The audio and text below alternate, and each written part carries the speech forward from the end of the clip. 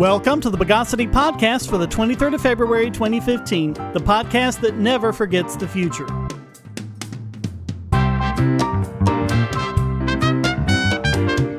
This is your host, Shane Killian, and joining me again this week is Charles Thomas. Charles, welcome back to the show. Hello. Let's exfoliate the news of the bogus.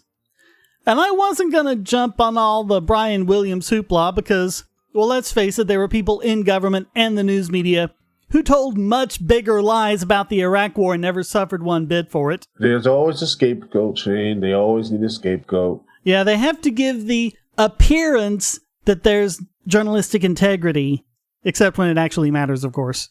Yeah. But Steven Novella posted an interesting analysis on his blog Neurologica, and this goes into something we've covered several times that I think is very important about how unreliable human memory can be. And we've talked before about people misremembering things or even having false memories implanted. Mm-hmm. And so Dr. Novella thinks that might be what's going on here. He says, quote, "We know from countless psychological studies that memories can easily be fabricated. They will alter over time, and details will shift to enhance the emotional theme of the story. Further, we tend to personalize stories. Over time, we remember events that happen to our friends as happening to us. I have no idea what was in Williams's mind, what he remembered, and if on some level he knew he was embellishing his own story. What is clear, however, is that it is very possible Williams remembered the version of the story he has recently been telling." Interesting, again, very interesting type of look at it, but, this won't fly in society because we need a person to blame. We need someone to, burn the witch, do all that type of thing. But if you understand that we don't ever actually remember anything, we just remember the last couple of times we remembered it, then you can see it becomes like a game of telephone. You just kind of make changes and it ends up being something completely different. Yeah, exactly. I don't know what they should do with him. 6 months suspension, firing him, but at the end of the day, his credibility is gone. Well, but he admitted he was wrong and apologized. What really more can he ask of him? I don't know. But you see, I noticed this a long time ago about myself, because I'd watch a movie in the theater, and then it would be a year before it came out on video or whatever. I get the videotape and watch it, and so much of the movie, no changes between the theatrical version and the version released on home video, and yet so much of the movie is not the way I remembered it. Scenes were completely different than I remembered it. I would fabricate in my mind entire scenes that never happened and things like that. So, this is just all of us. Yeah, exactly. We can't trust our own memories yet. This is why it's important to film things that these, politicians, news guys, all these things say. And in some cases, people do lie and they cover it up so many times. They say it so much times, the lie becomes truth. They come to believe the lie. Yeah, that can happen. Yeah. You can give yourself a false memory. Oh, yeah. So Novella says, quote, "Given what we know about memory, it is reasonable to give Williams the benefit of the doubt. It is absolutely possible, even likely, that it is his memory that has shifted over the years in a fashion consistent with memory research." And he also points out, quote, "It would be extremely foolish for someone like Williams to knowingly lie about an event that is well documented, even by himself," because, he even contradicted his own original account of it, "and that can easily be fact-checked." And he mentions a similar thing happening with Hillary Clinton in 2008, where she told this story of rushing from an airplane, ducking as all these bullets whizzed over her head. And of course, the video showed that is absolutely not what happened. But Hillary Clinton, I don't think much of her as far as integrity and honesty is concerned, but she's got to be smart enough not to lie about an event that was videotaped. Yeah, and people, again, it's people who go after, so it's a political point. It's see, this is why my side is always truthful and everything else, even though they're not. But these things, you can actually understand how our evolution drove us to this, because I think the only discrepancy with Brian Williams' story is which helicopter was hit. It was the helicopter in front of him, and then his mind changed it to his helicopter that was hit. Hillary Clinton probably heard of that happening with someone else and made it happen to herself. So, if you're in a hunter-gatherer tribe or something like that, and a big predator, like a lion or something, comes out and almost kills your friend, and your memory replaces that with the lion almost killed you, then you're going to be more careful and you're going to have greater survivability and pass your genes on to the next generation. So, I mean, you can easily see how this came about. Yeah. A lot of people, said that he shouldn't have been, it's like a little bit too harsh a punishment. Now I'm seeing with this information now, I'm like, maybe there is more, like not more to the story, but also say maybe, I was a little too the whole burner witch type thing. And, and I hate being that. I do not like being a part of that. I usually always say, let's wait and let's see the whole story. But, sometimes because honestly with the Iraq war, I just get very personal about that because all those lives wasted and the consequences of what happened. And we're still feeling them today, Yeah. When the truth was known at the time. Yeah. It's funny because they say, what's love from America to them? No, I don't get it. It's like, what love is sending troops to die for no other reason and capitalizing. It's no different than you libertarians hate the poor and things like that. You're just trying to demonize the other side because you can't argue against them. Yeah. Yeah, and Novella talks about Jean Hill, and she's a very popular person among the JFK conspiracy wackos because she was there right on the side of the road that fateful day in Dealey Plaza when Kennedy got assassinated. There are all sorts of television interviews of her over the years, and you can see how the story morphs. It starts out, she didn't see anything. And then it went, well, she might have saw something, and it ended up being her chasing the second shooter from the grassy knoll. Just over, a decade or two. I think it's just because she wants to feel like she wanted to do something. Because that, to me, that's a tragic event. Trying to say, at least I tried to do something noble, or it's trying to do something. In reality, it's, you're just in shock and such. And it's sad. Yeah, and again, it's not her doing anything deliberately. She didn't suddenly cook up this story one day. It slowly morphed over time as her memory got more and more warped. Yeah. So Novella closes out, quote, "While I do not know what Williams remembered, it is wrong and naive to assume he is lying. Williams was likely betrayed by his memory. He may have been falsely reassured by the clarity of his memory, which is not a good predictor of veracity. He thought he was going crazy, but he is just suffering from a typical fallible human memory." And from what I've read on the subject, it may even be the case that the really clear memories are the ones you should be suspicious of because those are the ones that are more likely to have been reinforced over time and thus had a lot of changes put in. It's a freaky little thing. We think we remember something, but we don't really remember these things. It's just, you always have to look to say, maybe it wasn't malicious. Because then again, there's people who do. Who are malicious, who do lie, mostly politicians, yet we continue to vote for them. I don't know what that says about, humanity as a whole, but I don't think this was done with under malice, which I think it's something we need to remember. It's not done with malice. Say, if you're tired of the promos in this podcast, well, the patrons got it early and with no ads or promos. Just go to patreon.bogosity.tv. Hackers, terrorists, the NSA. But I repeat myself. Your online security is under attack, and the weakest point is your password. That's why you need LastPass. LastPass plugs into your browser and allows you to randomly generate strong, unique passwords anywhere on the web, all protected by one master password. LastPass sets up in minutes and gives you secure automatic logins throughout the web, synchronizing across all your browsers and all your computers, at home, at work, or on the road. It even securely stores sensitive form data, including credit card numbers, backup sensitive documents, membership info, Wi-Fi logins, and more. And with LastPass Premium, you can get these benefits on other applications and even mobile devices, and also get priority customer support. Sign up at password.bogosity.tv for a free month of LastPass Premium. Log in securely everywhere using the last password you'll ever have to remember. Go to password.bogosity.tv and get LastPass now. So we have another chapter in Game of Drones. And I don't mean the drones Obama uses to slaughter children in foreign countries. I'm talking about the quadcopters and octocopters that seem to be all the rage with hobbyists today. And one use for these is something near and dear to my heart. That's aerial photography and videography. And so now low budget and indie operations can get these nice swooping aerial shots that would ordinarily require a helicopter. And I think even the pros are using these, because a couple nights ago I saw the finale of The Mentalist, and there was this one shot like that going through the trees, and I was looking at like, there's no way you could get that shot with a helicopter because it's in there among the trees. If nothing else, the wind from the helicopter will be waving the trees around. They had to have gotten that shot with a drone. But then you have the public panic. Now, of course, no one wants these things flying in their backyards shooting video through their windows. But you've got more idiotic fears, everything from interfering with commercial aircraft to falling and hitting you on the head.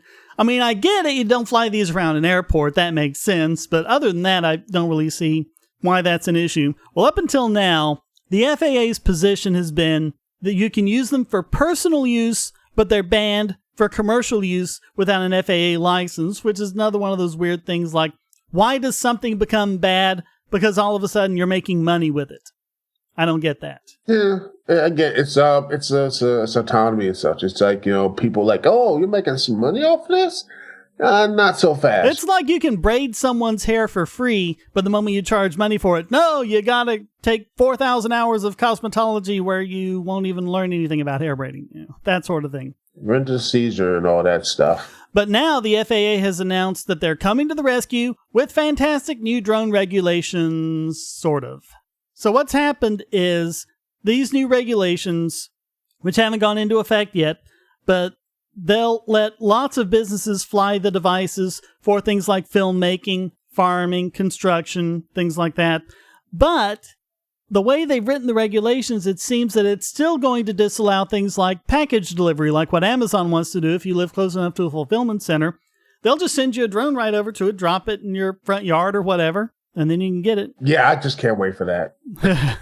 That would be awesome, wouldn't it? Oh, yes. Because they're just building an Amazon fulfillment center in Concord, which is like 20 miles from me, and yet I still have to wait 3 to 5 days while it kind of bounces around all over the place and gets to me. They can just send a drone, I can get it that day. That would be awesome. Yeah. So they still have bans on flying over people, which makes no sense for things like an Amazon drone, which doesn't have a camera. You can't fly it beyond the sight of an operator, which makes no sense for ones that are controlled via GPS. And you also have to get the requirement from air traffic control for flying in urban areas, even if you're nowhere near an airport. And they're also saying that you would also have to get a commercial operator's license. Yeah, that will work. These type of things, it just seems like it's a bit of an overreach, but I could be wrong. Well, here it is. You have to pass a written exam every 2 years. You can fly only in the daytime, below 500 feet, less than 100 miles an hour, and within sight of the operator. But those rules still do not apply if it's recreational use. What? So again, if it's recreation, you can do whatever you want, but as soon as money changes hands... To me, that doesn't make any sense, because I honestly think Amazon and Google, regardless how you feel about them, are not going to be using these drones to be basically, they're not going to hire some 15-year-old just say, I got to drive, you want this shit? I'm going to drive right through your window, drone through your window. They're not going to hire that guy. But this seems to be okay, if you're making money off it, we want our cut. That's what it is. It's just, it's extortion. Is that the right way to say it? Because I don't want to, use words incorrectly or something like that, because it feels like that. No, it's probably something like that. Yeah. But you also have things like what former FAA Chief Counsel Ted Ellett pointed out, which was that these rules will allow farmers to use drones for their farming, but if the farmer is on the field and a tractor at the time, then we wouldn't be allowed to fly the drone if it goes right over him. Weird things like that. Yeah, it's just odd. That is really odd. The policymakers and the people behind it are so behind the times, because money is evil unless someone's paying us and such, which I just don't understand. But still, at least it's a step in the right direction. It's better than what it was before, and so they're expecting it to happen after a 60-day period of public comment sometime later in the year. So, we'll see. Baby steps, Shane. Baby steps.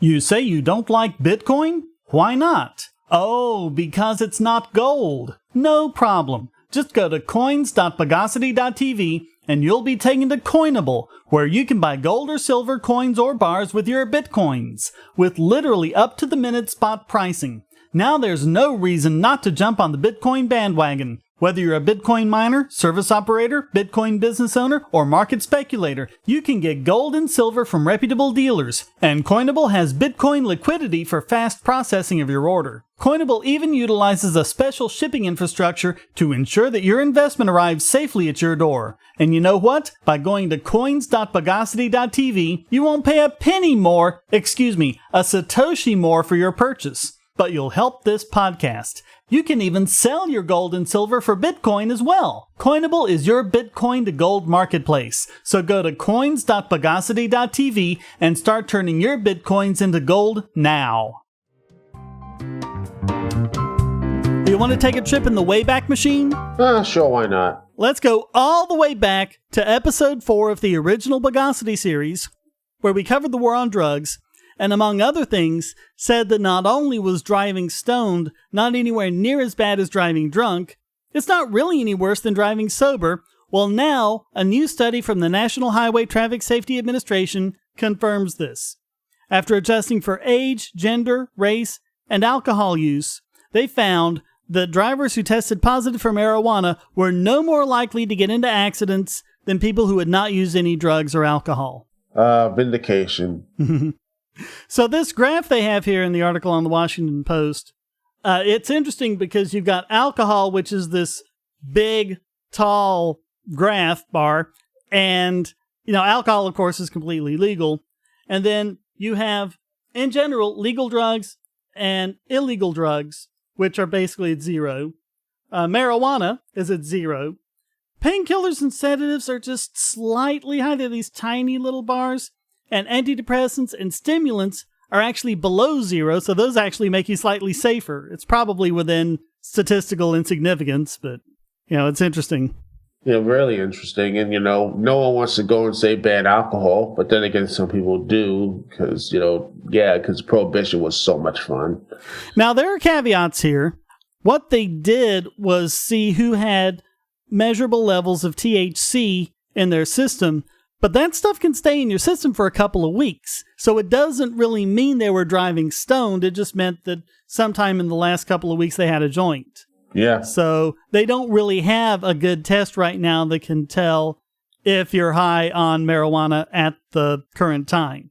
Yeah, and, if it's impairing your driving or impairing your judgment and you're assaulting someone or, causing, mass destruction, rearrest the person. Well, that's my thing. If they can't pass the test, where they, walk the straight line and everything, and you say, okay, well, you're not fit to drive, it doesn't matter if that's because you're drunk or high or sleepy or whatever. Yeah. It should be all the same thing. Yeah, again, it's, they want to just, again, this whole burden witch type thing, which is completely foolish. And then if it is true that they are a lot safer than drunk drivers, I don't know what else they can say at this point. Well, the studies that we covered originally said that, yes, there were impairing effects of marijuana, but there are also effects that counter that.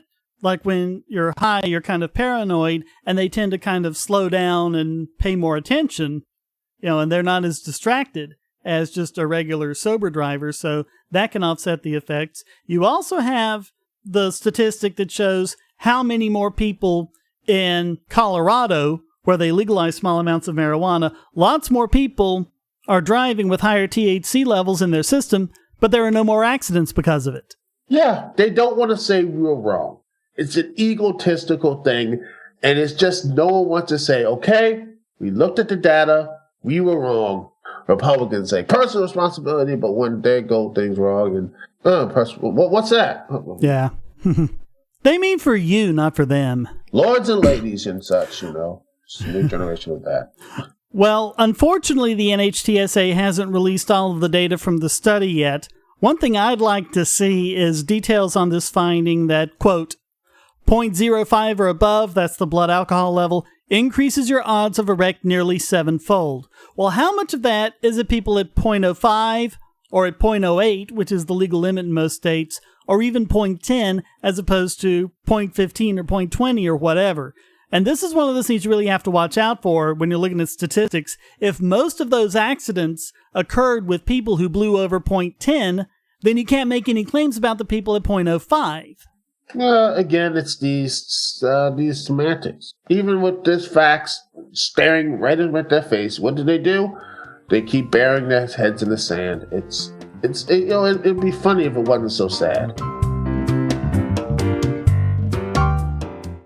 Bogosity.tv and all of its services are hosted at GoDaddy. I've been very satisfied with GoDaddy's services and their wonderful 24/7 customer support for over 10 years now. So I'm happy to be able to give you this special offer. Just sign up for any new domain, web hosting, email, or other service and get 35% off with the code WOWNOBOGON. That's WOWNOBOGON. Because there's nothing bogus about these savings on quality internet hosting. Just go to GoDaddy.com and use the code WOWNOBOGON. Well, bad news on the NSA spying front. A judge has ruled that the NSA spying program is so secret it can't even be challenged in court. Not even that, but it's so secret the judge can't even tell us the reasoning why it can't be challenged in court. Right. I mean, Shane, seriously, they do it for your protection. I mean, they have to know everything because, terrorists and mobsters and spooky skeletons and such. An endless series of hobgoblins, all of them imaginary. Yeah. As H.L. Mencken said. Yeah. So this is a case that was filed in 2008 by one of my favorite groups, the Electronic Frontier Foundation. And this is Jewel versus NSA, which is targeted specifically against unwarranted surveillance of U.S. citizens as a violation of the Fourth Amendment. And they also implicated AT&T, saying that AT&T gave copies of internet traffic to the NSA, and that was based on a leaked document in 2006. Well, U.S. District Judge Jeffrey White dismissed the case without a trial and said that, quote, any possible defenses would require impermissible disclosure of state secret information. Wow. That is a huge statement. Like saying, oh, it's okay. Nope, we can't do anything about it. All is well, people. So the senior staff attorney with the EFF, David Green, said, quote, agreeing with the government, the court found that the plaintiffs lacked standing to challenge the constitutionality of the program because they could not prove that the surveillance occurred as plaintiffs alleged. Despite the judge's finding that he could not adjudicate the standing issue without risking exceptionally grave damage to national security, he expressed frustration that he could not fully explain his analysis and reasoning because of the state secrets issue. And the EFF also tweeted, quote, NSA internet surveillance is so secret, the court refused to even consider whether it is constitutional. The Constitution is just a piece of paper, Shane. Who cares about a 200-year-old document? Bogosity.tv is a participant in the Amazon Services LLC Associates Program, an affiliate advertising program designed to provide a means for sites to earn advertising fees by advertising and linking to Amazon.com. Just clear your cookies and go to Amazon.bogosity.tv, or check the right-hand side of the podcast page for Amazon's best deals, including the deal of the day and limited-time lightning deals on all sorts of great products. So next time you buy online, go to Amazon.bogosity.tv. And now it's time to spackle the cracks in the logic of this week's biggest Bogon emitter. So we've heard all about those universities that are cracking down on the free speech rights of their students and other behavior. Well, Eric Posner, professor at the University of Chicago School of Law, has actually said about defending this assault on the liberties of people who should be in a place where their minds can roam free. Wow. So what he said was, quote, most liberals celebrate these developments, yet with a certain uneasiness. Few of them want to apply these protections to society at large. Conservatives and libertarians are up in arms. They see these rules as an assault on free speech and individual liberty. They think universities are treating students like children, and they are right.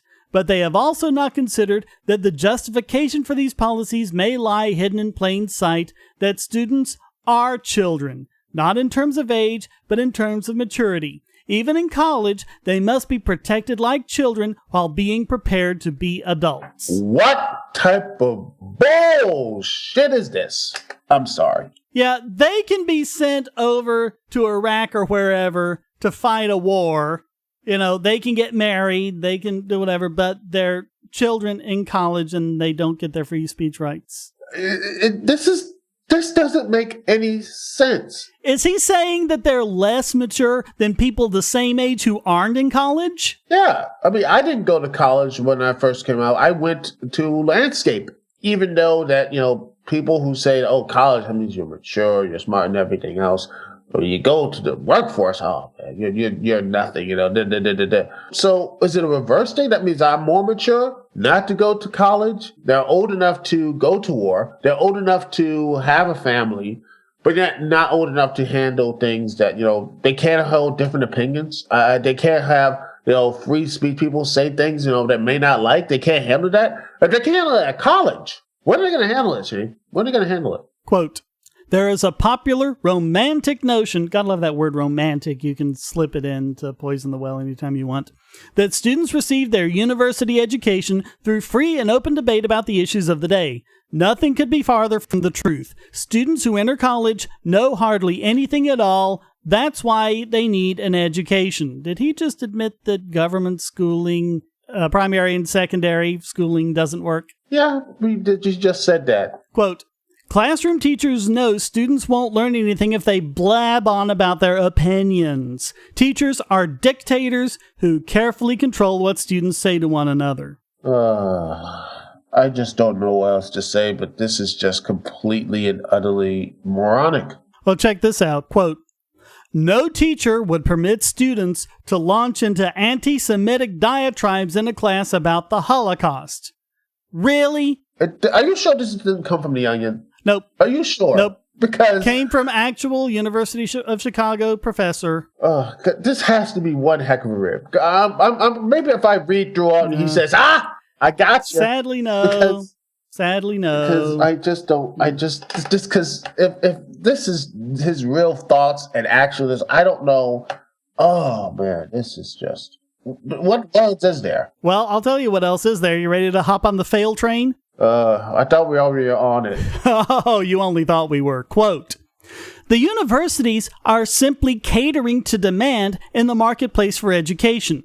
While critics sometimes give the impression that lefty professors and clueless administrators originated the speech and sex codes, the truth is that universities adopted them because that's what most students want.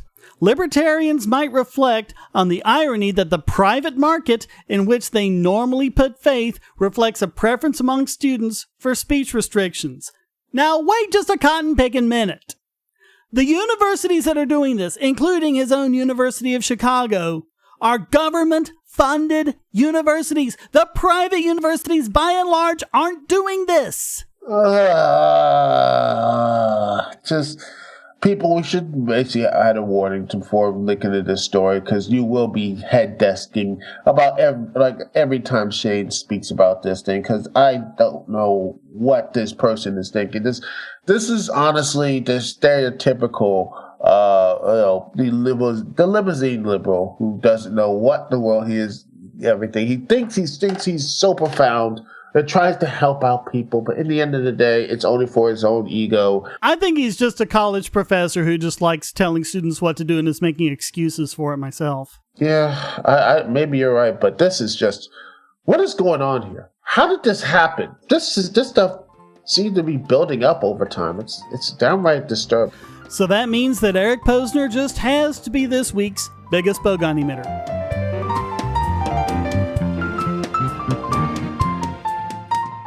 History is written by the winners, and so apparently is economics. That's why there's LibertyClassroom.com. Probably the best single learning resource for history and economics on the web, LibertyClassroom.com teaches U.S. history, Western Civ, and economics from actual university professors. There's lots of free material to get you started, including introductory lectures on all these subjects, and when you sign up, you get the full site's content for just $99 a year, less than the price of 2 cups of coffee a month. And if you type in the promo code Bogosity in all caps, you'll get your first year for just $88.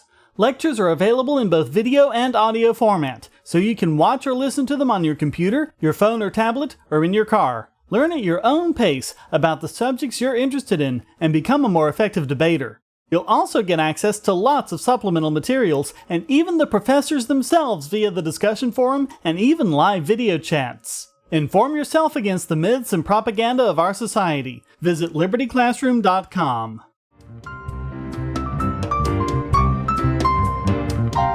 And now let's brute force the hash of this week's Idiot Extraordinaire.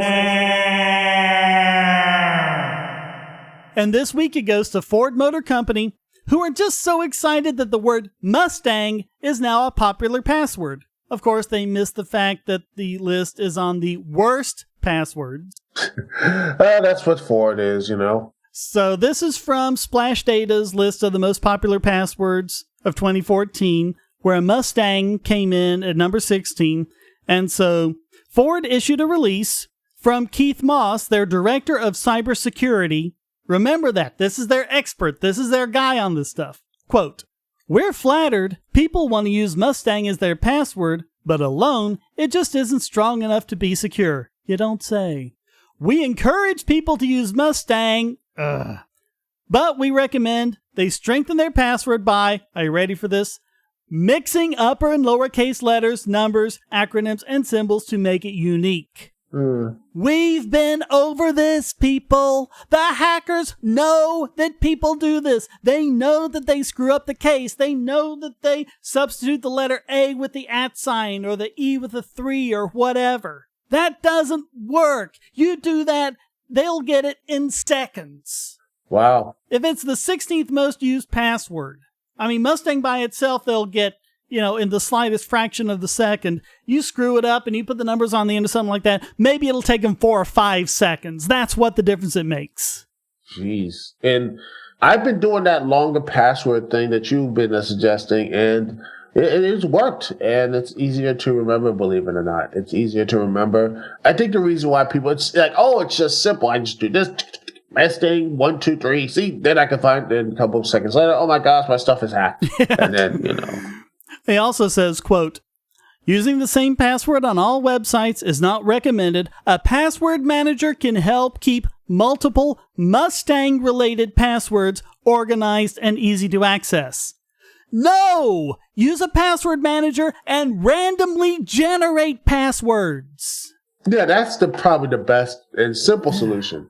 Yeah. Then you just have to remember the one password for your password manager, LastPass or KeePass or whatever you're using. And then boom. And then that's it. And instead of just like, okay, I'm just going to have, Mustang 4456 and with an exclamation point, and then, you think you're done on your way. It's next thing you know, you're like, what's happened? I don't know. Yeah, no, this is complete marketing, and they're making a lot of the fact that, yes, Mustang beat out Superman and Batman for popular passwords and things like that, yeah. Seriously, people use Superman and Batman. Superman is number 21, Batman is number 24. Oh, man. Why are you going to use these?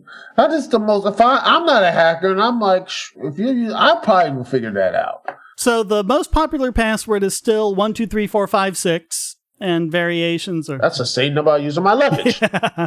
And there are variations on that all through. Number 2 is still password. Why are you using password? Why? Because it rhymes with assword.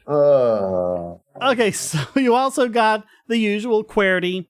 And you've also got baseball, dragon, football, and my personal favorite, monkey. Monkey is up 5 places. It was 17 last year, and it's 12 this year. Oh, wow. Hey, they're number 7. They keep going. I just... oh, my goodness. And you know what the funny thing is? You know what is down? It's actually 1, 2, 3, 4, 5, 6, 7. That's gone down 4.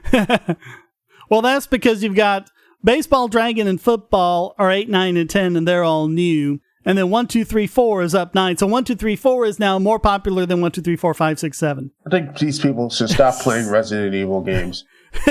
I'm serious. Look at some Let's Plays. You see, most of them, believe it or not, are usually 1, 2, 3, 4. But honestly, these passwords, come on, people. So Morgan Slane, the CEO of Splash Data, said, quote, "Passwords based on simple patterns on your keyboard remain popular despite how weak they are." And if you remember, before when we covered this, we covered the one that was keyboard walking. Remember when you look at your keyboard and it's QEADZCWRSFXV, they know how to do that. Hackers know the tricks. So, quote, "Any password using numbers alone should be avoided, especially sequences.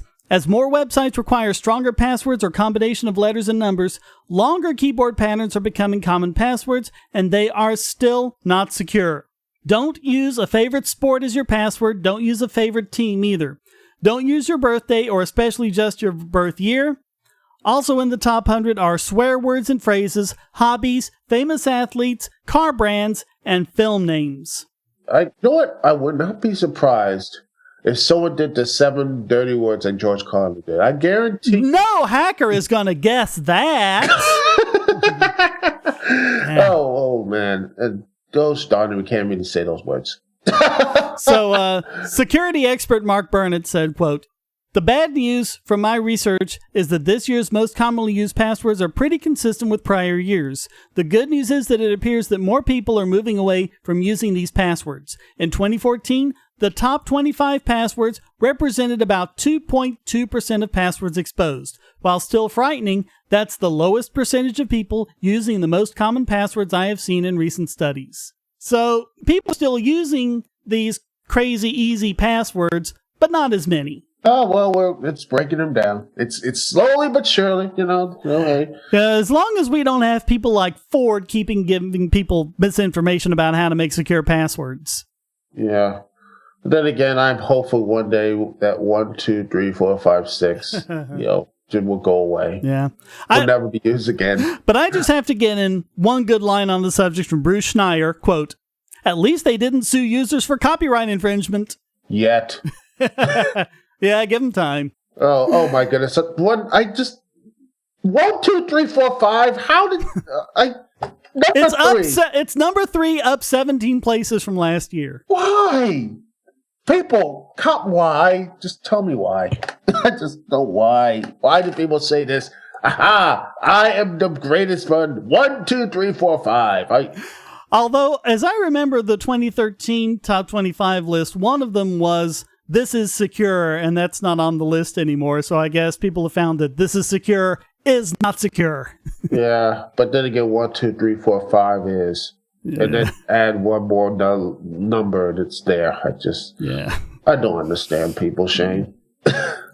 Still, giving their customers bad advice about passwords is not a good thing. And the fact that their own director of cybersecurity didn't even realize he was giving bad advice just has to make Ford Motor Company this week's Idiot Extraordinaire.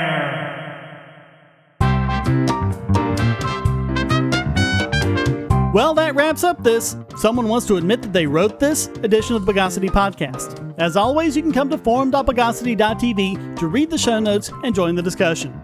This podcast depends on you to keep going, so please donate using the links on the website or at our Patreon page at patreon.bogosity.tv. And feel free to join in by sending a question, statement, news article, or rant to podcast@bogosity.tv. You can even stick it in an audio file if you want. Thank you for listening, and thanks again to Charles Thomas for joining me. Oh, no problem, man. And keep spreading the password gospel. At least someone will get right. 1, 2, 3, 4, 5. Until next time, here's a quote from Ben Carson.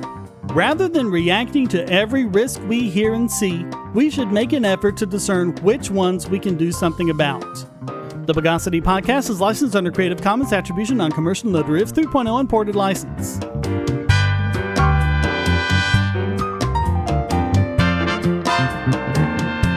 Bogosity.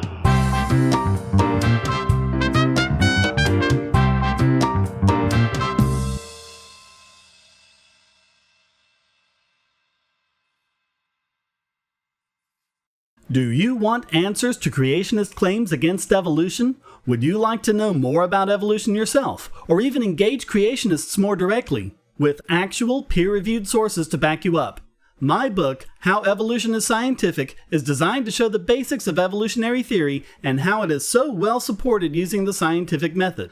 It's impeccably sourced, with references to the actual scientific material, and is arranged using the creationists' own criteria of what is scientific. Using their own arguments against them, see how evolution is scientific, but creationism is not. Based on observations, accurate predictions, logic, and evidence. Get answers to common creationist claims, and even a primer on abiogenesis, the start of all life. It's all in my book, How Evolution is Scientific, available at Amazon and on Kindle, EPUB, and PDF as well. Get How Evolution is Scientific and never be taken in by creationists again. And I don't know why in the latest version of Skype they had to make that corner thing so huge that it covers up everything, but anyway. Some redesigns. Yeah, Microsoft always trying to annoy us. Trying to fix with something that's not even broken. Yep. But hey, That was pretty much the entire Windows 8 interface, wasn't it? Yep. My dad worked on it. He's like, he's like, okay, but yet Windows 10, he's like, he's pumped up for it, by the way. They're giving Windows 10 for free to everyone who has 7 and 8. I mean, that's like a huge mea culpa. Yeah. I never seen the Windows act up this crazy since after Vista, but then again, Yeah. You have Vista, and then you had ME, and it seems kind of like every other version is a big screw up. Yeah, it's just weird. Then again, I know people who still think that Windows XP is the best. Yeah. Only problem with Windows XP is they stopped updating it. Yeah. But apparently there's a registry hack you can go in to turn the updates back on. They always find a way around things. But anyway, I'm happy with Windows 7. Yeah.